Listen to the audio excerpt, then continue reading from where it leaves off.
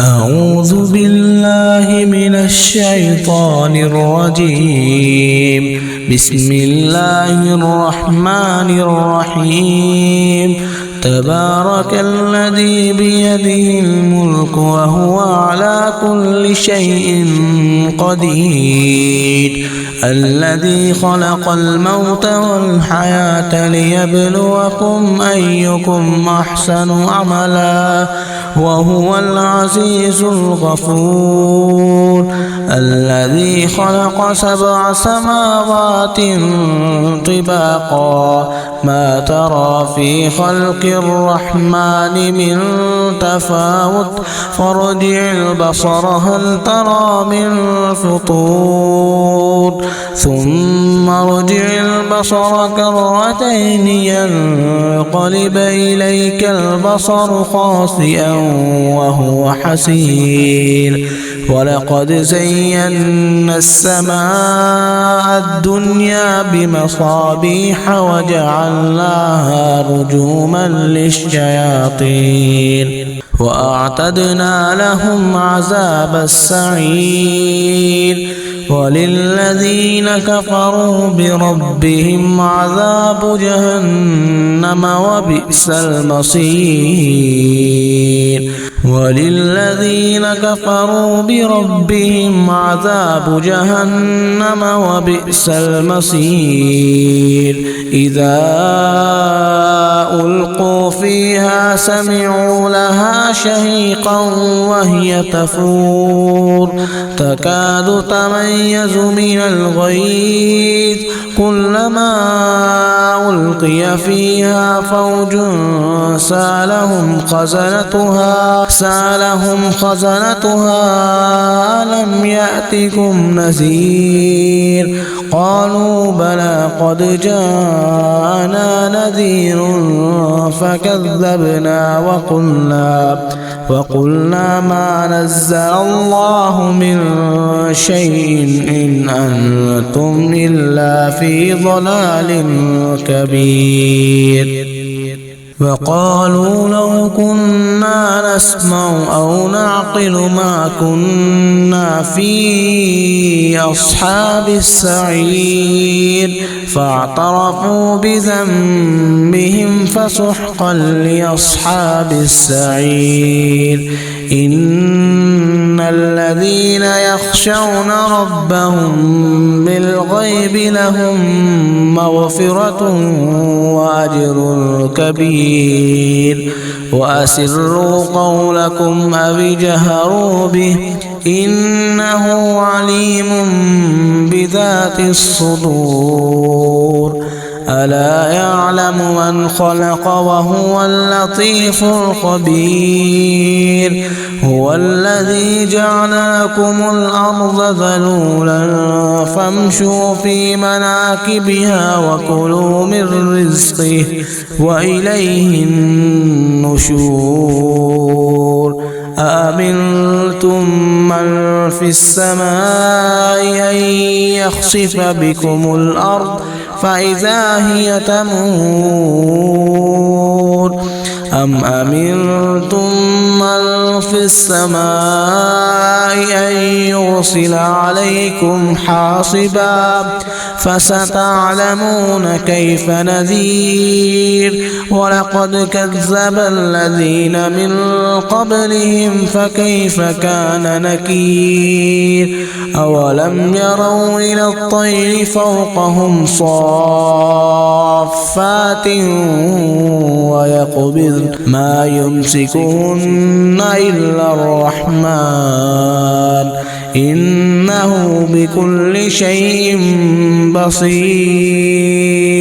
أمن هذا الذي هو جند لكم ينصركم من دون الرحمن إن الكافرون إلا في غرور. أمن هذا الذي يرزقكم إن أمسك رزقه بل لجوا في عتو ونفور. أفمن يمشي مكبا على وجهه أهدى يمشي سويا على صراط مستقيم. قل هو الذي أنشاكم وجعل لكم السمع والأبصار والأفئدة قليلا ما تشكرون. قل هو الذي ذراكم في الأرض وإليه تحشرون. ويقولون متى هذا الوعد إن كنتم صادقين. قل إنما العلم عند الله وإنما أنا نذير مبين. فلما رأوه زلفة سيئت وجوه الذين كفروا وقيل هذا الذي كنتم به تدعون. قل أرأيتم إن أهلكني الله ومن معي أو رحمنا فمن يجير الكافرين من عذاب أليم. قل هو الرحمن آمنا به وعليه توكلنا فستعلمون من هو في ضلال مبين. قل أرأيتم إن أصبح ماؤكم غورا فمن يأتيكم بماء معين. بسم الله الرحمن الرحيم. نون والقلم وما يسطرون. ما أنت بنعمة ربك بمجنون وإن لك لأجرا غير ممنون وإنك لعلى خلق عظيم. فستبصر ويبصرون بأيكم المفتون. إن ربك هو أعلم بمن ضل عن سبيله وهو أعلم بالمهتدين. فلا تطع المكذبين ودوا لو تدهن فيدهنون ولا تطع كل حلاف مهين هماز مشاء بنميم مناع للخير معتد أثيم عتل بعد ذلك سليم أن كان ذا مال وبنين إذا تتلى عليه آياتنا قال أساطير الأولين سنسمه على الخرطوم إنا بلوناهم كما بلونا أصحاب الجنة إذ أقسموا ليصرمنها مصبحين ولا يستثنون فطاف عليها طائف من ربك وهم نائمون فأصبحت كالصريم فتنادوا مصبحين أن اغدوا على حرثكم إن كنتم صارمين فانطلقوا وهم يتخافتون ألا يدخلنها اليوم عليكم مسكين وغدوا على حرد قادرين فلما رأوها قالوا إنا لضالون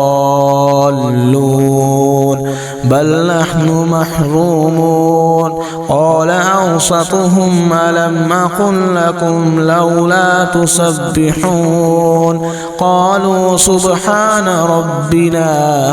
إنا كنا ظالمين فأقبل بعضهم على بعض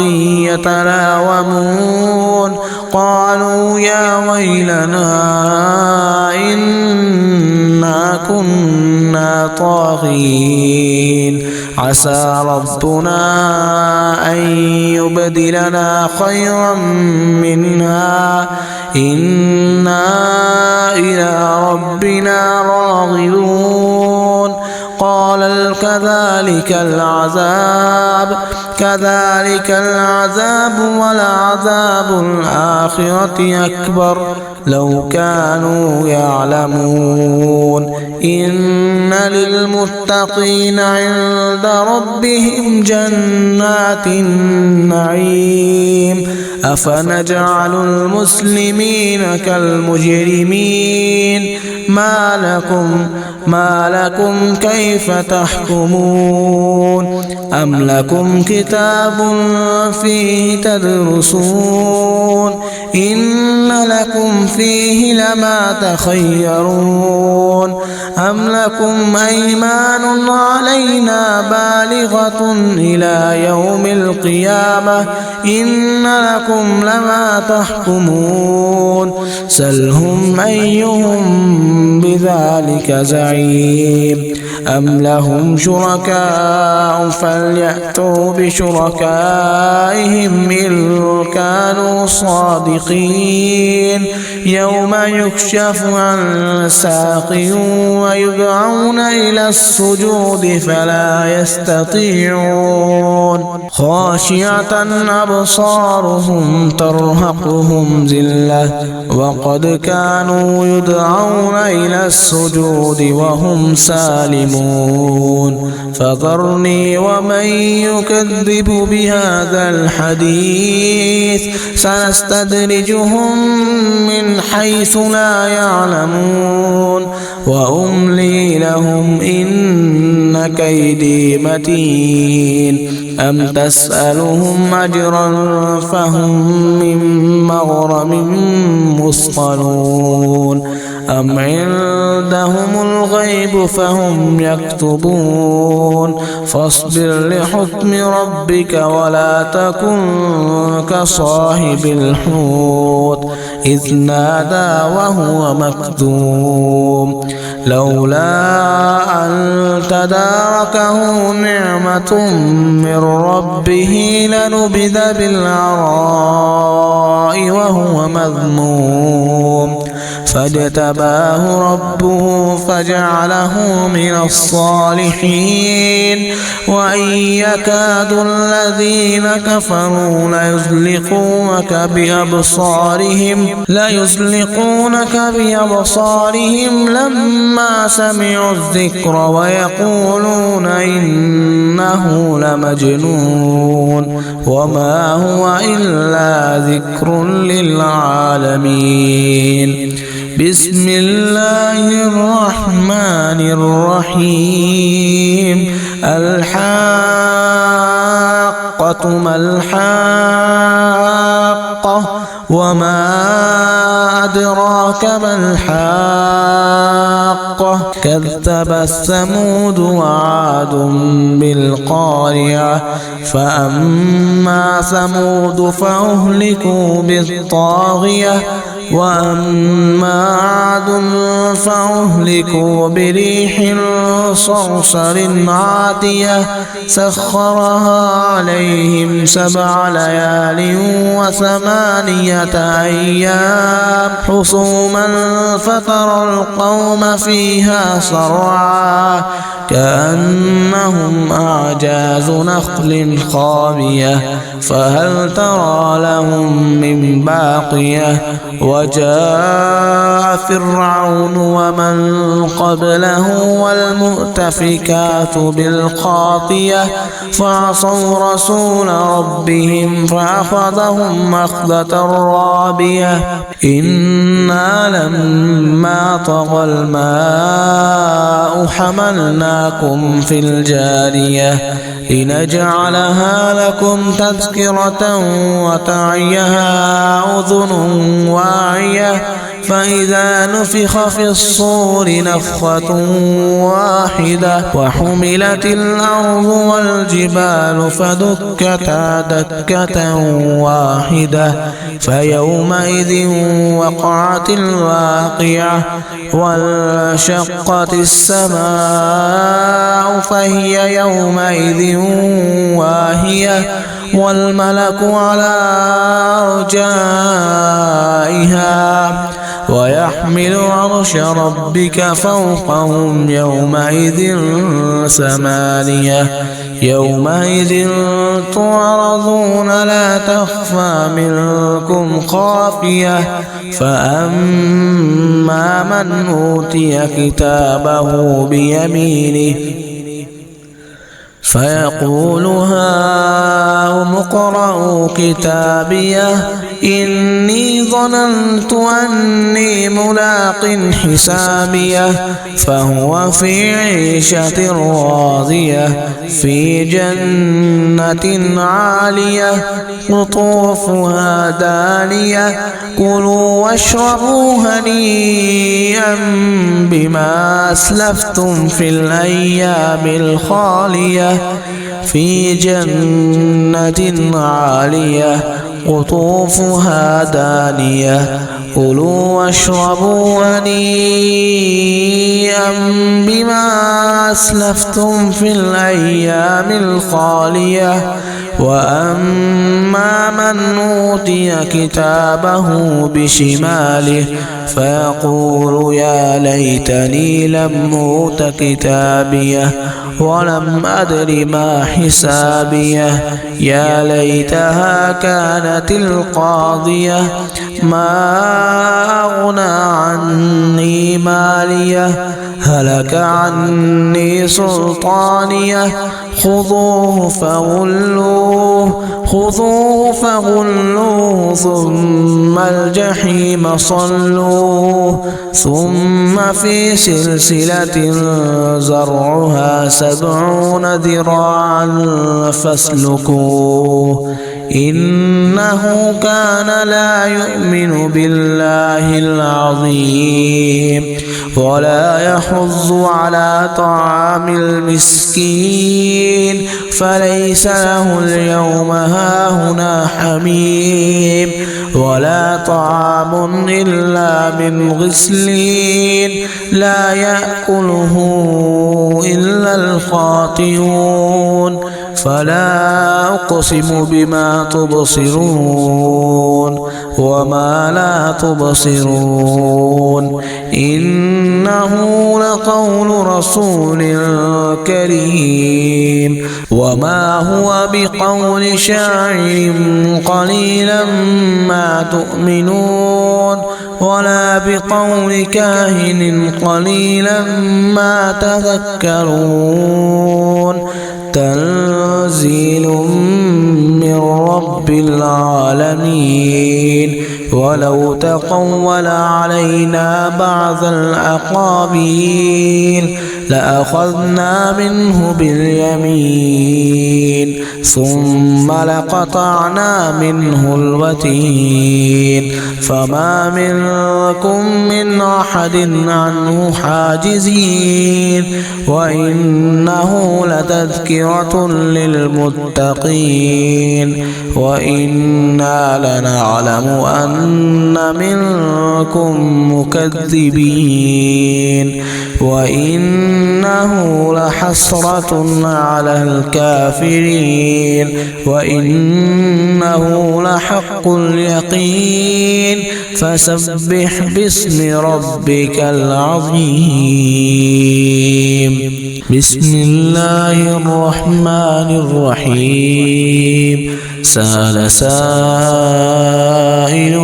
بعذاب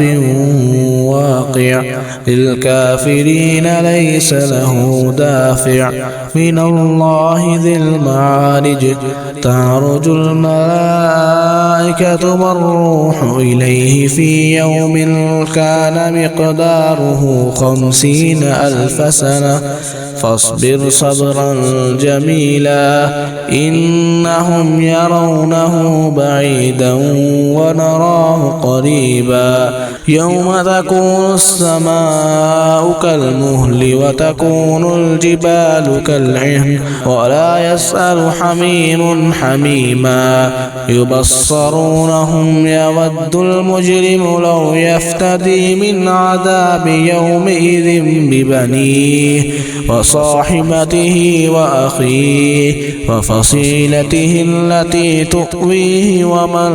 في الأرض جميعا ثم ينجيه كلا إنها لظى نزاعة للشوى تدعو من أدبر وتولى وجمع فأوعى إن الإنسان خلق هلوعا إذا مسه الشر جزوعا وإذا مسه الخير منوعا إلا المصلين الذين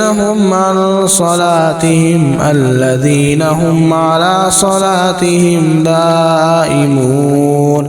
والذين في أموالهم حق معلوم للسائل والمحروم والذين يصدقون بيوم الدين والذين هم من عذاب ربهم مشفقون إن عذاب ربهم غير مأمون والذين هم لفروجهم حافظون إلا على أزواجهم أو ما ملكت أيمانهم فإنهم غير ملومين فمن ابتغى وراء ذلك فأولئك هم العادون والذين هم لأماناتهم وعهدهم راعون والذين هم بشهاداتهم قائمون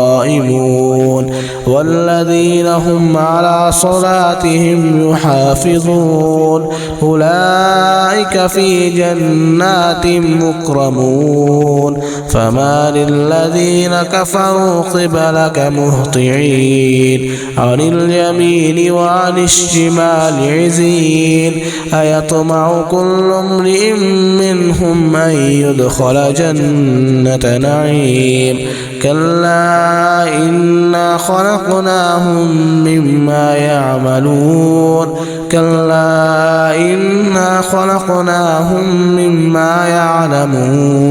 فلا أقسم برب المشارق والمغارب إنا لقادرون على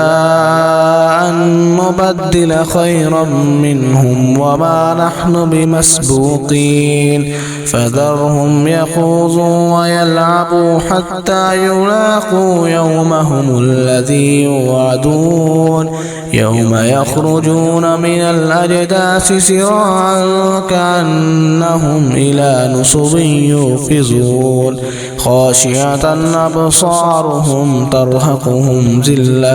ذلك اليوم الذي كانوا يوعدون بسم الله الرحمن الرحيم إنا أرسلنا نوحا إلى قومه أن أنذر قومك من قبل أن يأتيهم عذاب أليم قال يا قوم إني لكم نذير مبين يعني اعبدوا الله واتقوه وأطيعون يغفر لكم من ذنوبكم ويؤخركم إلى أجل مسمى إن أجل الله إذا جاء لا يؤخر لو كنتم تعلمون قال رب إني دعوت قومي ليلا ونهارا فلم يزدهم دعائي إلا فرارا وإني كلما دعوتهم لتغفر لهم جعلوا أصابعهم في آذانهم واستغشوا ثيابهم وأصروا واستكبروا استكبارا ثم إني دعوتهم جهارا ثم إني أعلنت لهم وأسررت لهم إسرارا فقلت استغفروا ربكم إنه كان غفارا يرسل السماء عليكم مدرارا ويمددكم بأموال وبنين ويجعل لكم جنات ويجعل لكم أنهارا ما لكم لا ترجون لله وقارا وقد خلقكم أطوارا ألم تروا كيف خلق الله 7 سماوات طباقا وجعل القمر فيهن نورا وجعل الشمس سراجا والله أنبتكم من الأرض نباتا ثم يعيدكم فيها ويخرجكم إخراجا والله جعل لكم الأرض بساطا لتسلكوا منها سبلا فجاجا قال نوح رب إنهم عصوني واتبعوا من لم يزده ماله وولده إلا خسارا ومكروا مكرا كبارا وقالوا لا تذرن آلهتكم ولا تذرن ودا ولا سواعا ولا يغوث ويعوق ونسرا وقد أضلوا كثيرا ولا تزد الظالمين إلا ضلالا مما خطيئاتهم أغرقوا فأدخلوا نارا فلم يجدوا لهم من دون الله أنصارا وقال نوح رب لا تذر على الأرض من الكافرين ديارا إنك إن تذرهم يضلوا عبادك ولا يلدوا إلا فاجرا كفارا رب اغفر لي ولوالدي ولمن دخل بيتي مؤمنا وللمؤمنين والمؤمنات ولا تزد الظالمين إلا تبارا بسم الله الرحمن الرحيم قل أوحي إلي أنه استمع نفر من الجن فقالوا إنا سمعنا قرآنا عجبا يهدي إلى الرشد فآمنا به ولن نشرك بربنا أحدا وأنه تعالى جد ربنا ما اتخذ صاحبة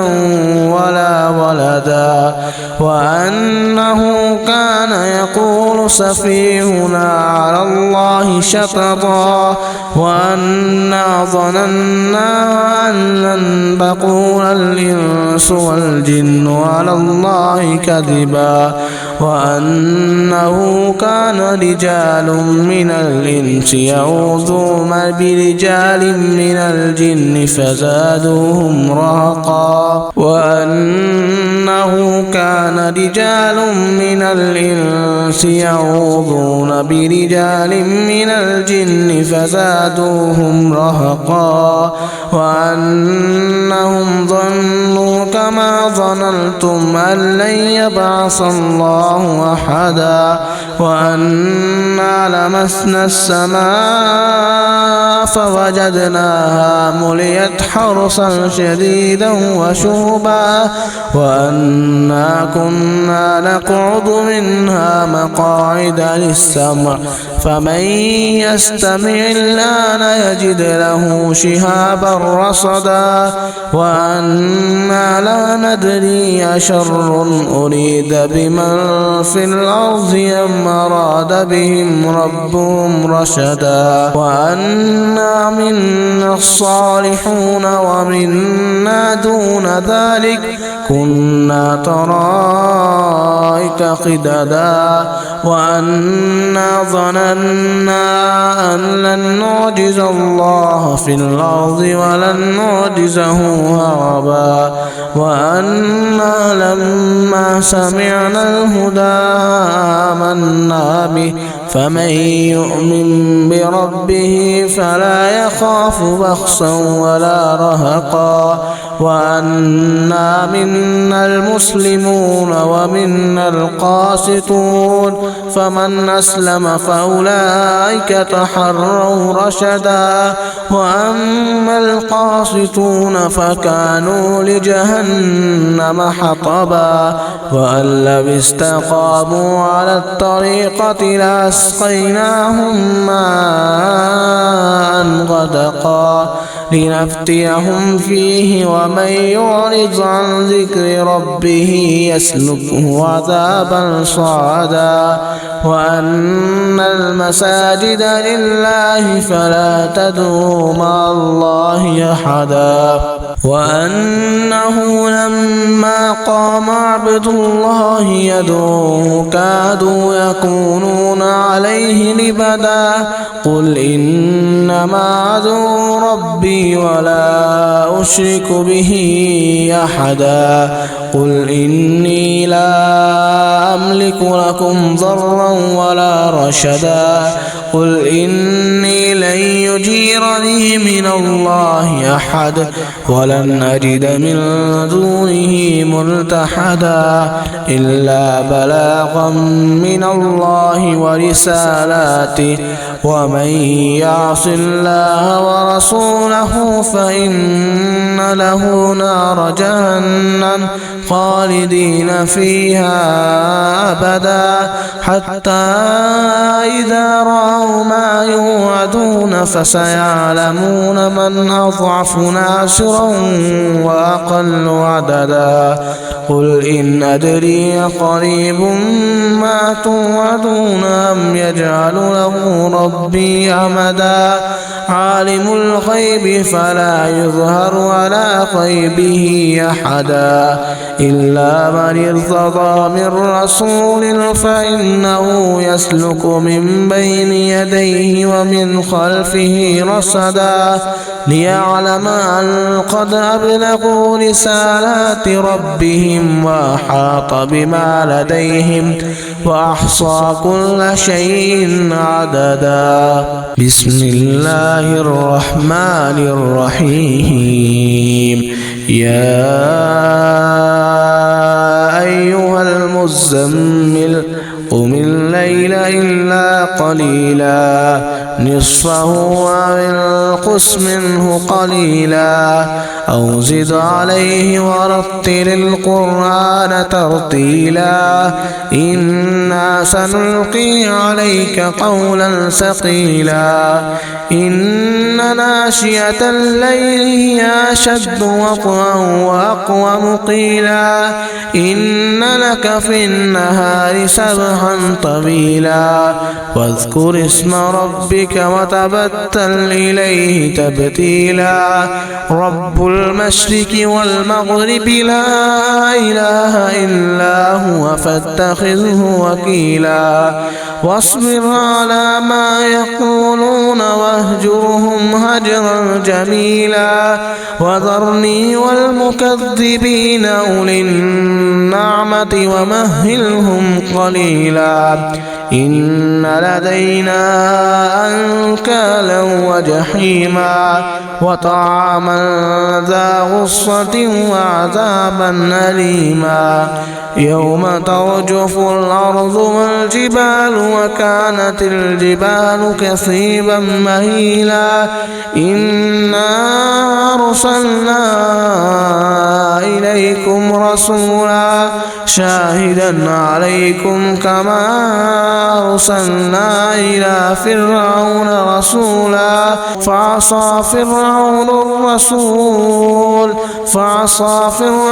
الرسول فأخذناه أخذا وبيلا فكيف تتقون إن كفرتم يوما يجعل البلدان شيبا السماء منفطر به كان بعده مفعولا السماء منفطر به كان بعده مفعولا إن هذه تذكرة فمن شاء اتخذ إلى ربه سبيلا إن ربك يعلم أنك تقوم أدنى من ثلثي الليل ونصفه وثلثه وطائفة من الذين معك والله يقدر الليل والنهار علم أن لن تحصوا فتاب عليكم فاقرؤوا ما تيسر من القرآن علم أن سيكون منكم مرضى وآخرون يضربون في الأرض يبتغون من فضل الله وآخرون يقاتلون في سبيل الله فاقرؤوا ما تيسر منه وأقيموا الصلاة وآتوا الزكاة وأقرضوا الله قرضا حسنا وما تقدموا لأنفسكم من خير تجدوه عند الله هو خير وأعظم أجرا واستغفروا الله إن الله غفور رحيم بسم الله الرحمن الرحيم يا أيها المدثر قم فأنذر وربك فكبر وثيابك فطهر والرجز فاهجر ولا تمنن تستكثر ولربك فاصبر فإذا نقر في الناقور فذلك يومئذ يوم عسير على الكافرين غير يسير ذرني ومن خلقت وحيدا وجعلت له مالا ممدودا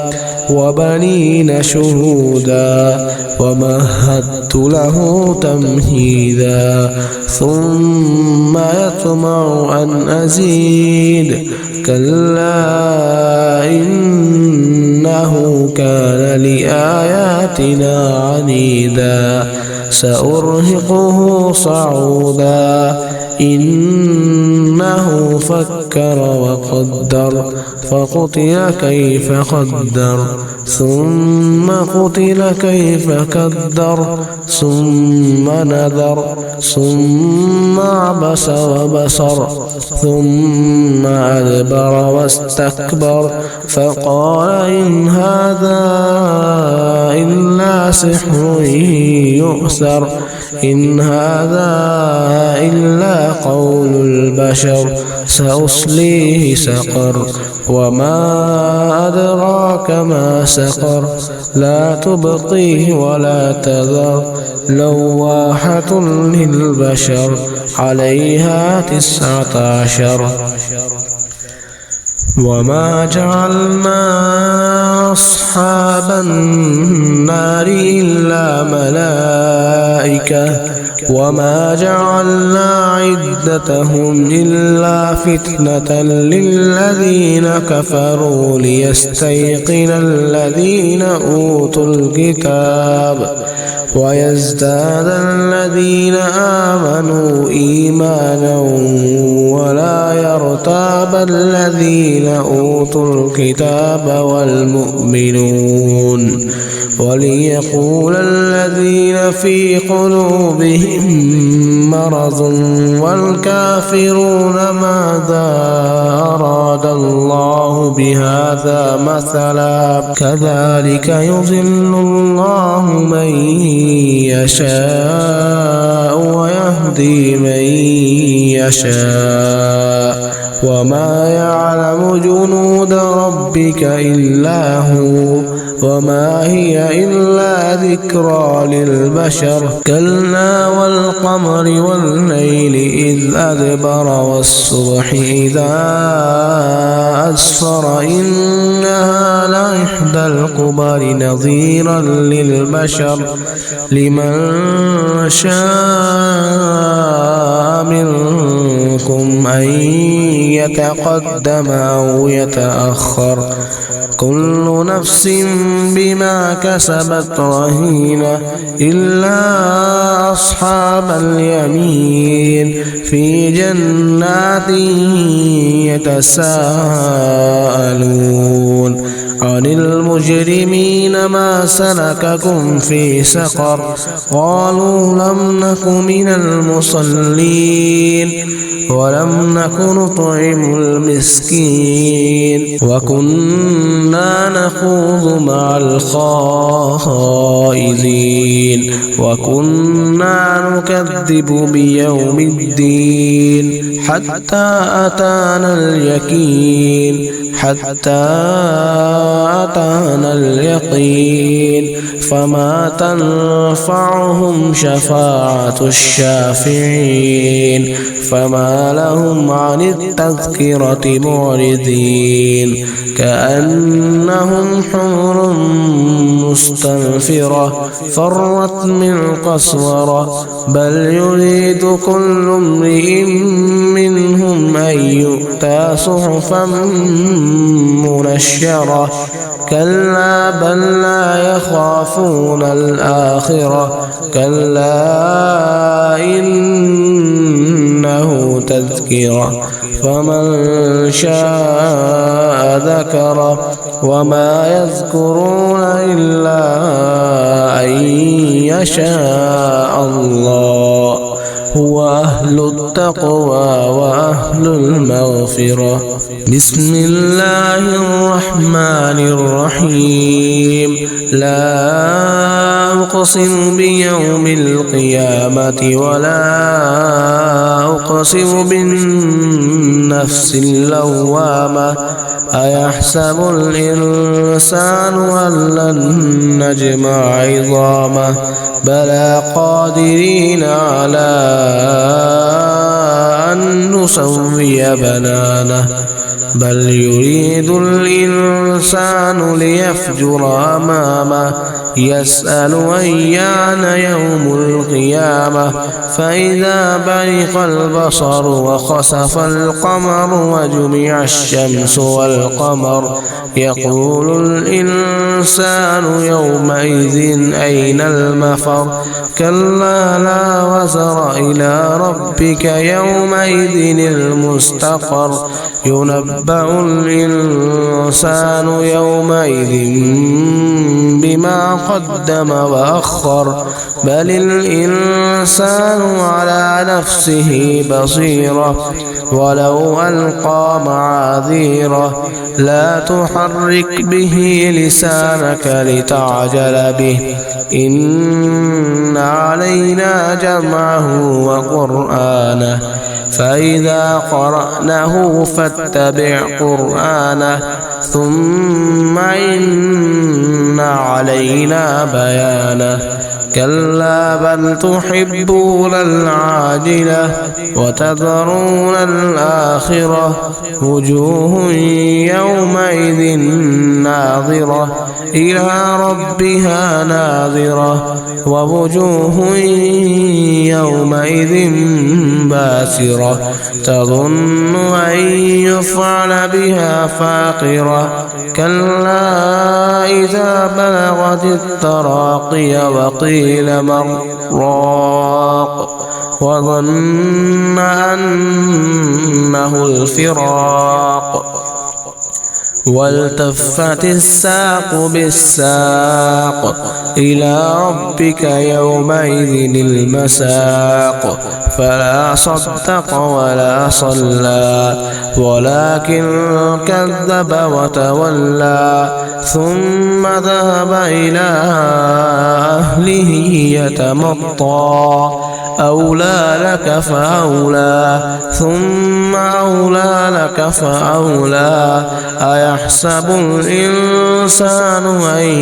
يترك سدى ألم يكن نطفة من مني يمنى ثم كان علقة فخلق فسوى فجعل منه الزوجين الذكر والأنثى أليس ذلك بقادر على أن يحيي الموتى بسم الله الرحمن الرحيم هل أتى على الإنسان حين من الدهر لم يكن شيئا مذكورا إنا خلقنا الإنسان من نطفة أمشاج نبتليه فجعلناه سميعا بصيرا إنا هديناه السبيل إما شاكرا وإما كفورا إنا أعتدنا للكافرين سلاسل وأغلالا وسعيرا إن الأبرار يشربون من كأس كان مزاجها كافورا عينا يشرب بها عباد الله يفجرونها تفجيرا يوفون بالنذر ويخافون يوما كان شره مستطيرا ويطعمون الطعام على حبه مسكينا ويتيما وأسيرا إنما نطعمكم لوجه الله لا نريد منكم جزاء ولا شكورا إنا نخاف من ربنا يوما عبوسا قمطريرا فوقاهم الله شر ذلك اليوم ولقاهم نضرة وسرورا وجزاهم بما صبروا جنة وحريرا متكئين فيها على الأرائك لا يرون فيها شمسا ولا زمهريرا ودانية عليهم ظلالها وذللت قطوفها تظليلا ويطاف عليهم بآنية من فضة وأكواب كانت قوارير من فضة قدروها تقديرا ويسقون فيها كأسا كان مزاجها زنجبيلا عينا فيها تسمى سلسبيلا ويطوف عليهم ولدان مخلدون إذا رأيتهم حسبتهم لؤلؤا منثورا وإذا رأيت ثم رأيت نعيما وملكا كبيرا عاليهم ثياب سندس خضر واستبرق وحلوا أساور من فضة وسقاهم ربهم شرابا طهورا إن هذا كان لكم جزاء وكان سعيكم مشكورا إنا نحن نزلنا عليك القرآن تنزيلا فاصبر لحكم ربك ولا تطع منهم آثما أو كفورا واذكر اسم ربك بكرة وأصيلا ومن الليل فاسجد له وسبحه ليلا طويلا إن هؤلاء يحبون العاجلة إن هؤلاء يحبون العاجلة ويذرون وراءهم يوما ثقيلا نحن خلقناهم وشددنا أسرهم وإذا شئنا بدلنا أمثالهم تبديلا إن هذه تذكرة فمن شاء اتخذ إلى ربه سبيلا وما تشاءون إلا أن يشاء الله إن الله كان عليما حكيما يدخل من يشاء في رحمته والظالمين أعد لهم عذابا أليما بسم الله الرحمن الرحيم والمرسلات عرفا فالعاصفات عصفا والناشرات نشرا فالفارقات فرقا فالملقيات ذكرا عذرا أو نذرا إنما توعدون لواقع فإذا النجوم طمست وإذا السماء فرجت وإذا الجبال نصفت وإذا الرسل أقتت لأي يوم أجلت ليوم الفصل وما أدراك ما يوم الفصل ويل يومئذ للمكذبين ألم نهلك الأولين ثم نتبعهم الآخرين كذلك نفعل بالمجرمين ويل يومئذ للمكذبين ألم نخلقكم من ماء مهين فجعلناه في قرار مكين إلى قدر معلوم فقدرنا فنعم القادرون ويل يومئذ للمكذبين ألم نجعل الأرض كفاة أحياء وأمواتا وجعلنا فيها رواسي شامخات وأسقيناكم ماء فراطا ويل يومئذ للمكذبين انطلقوا إلى ما كنتم به تكذبون انطلقوا إلى ظل ذي ثلاث شعب لا ظليل ولا يغني من اللهب إنها ترمي بشرر كالقصر كأنه جمالة صفر ويل يومئذ للمكذبين هذا يوم لا ينطقون ولا يؤذن لهم فيعتذرون ويل يومئذ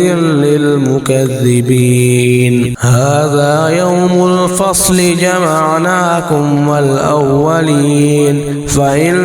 كان لكم كيد فكيدون ويل يومئذ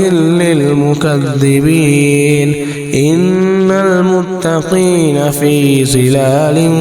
وعيون إن المتقين في ظلال وعيون وفواكه مما يشتهون كلوا واشربوا هنيئا بما كنتم تعملون إنا كذلك نجزي المحسنين ويل يومئذ للمكذبين كلوا وتمتعوا قليلا إنكم مجرمون ويل يومئذ للمكذبين وإذا قيل لهم اركعوا لا يركعون ويل يومئذ للمكذبين فبأي حديث بعده يؤمنون.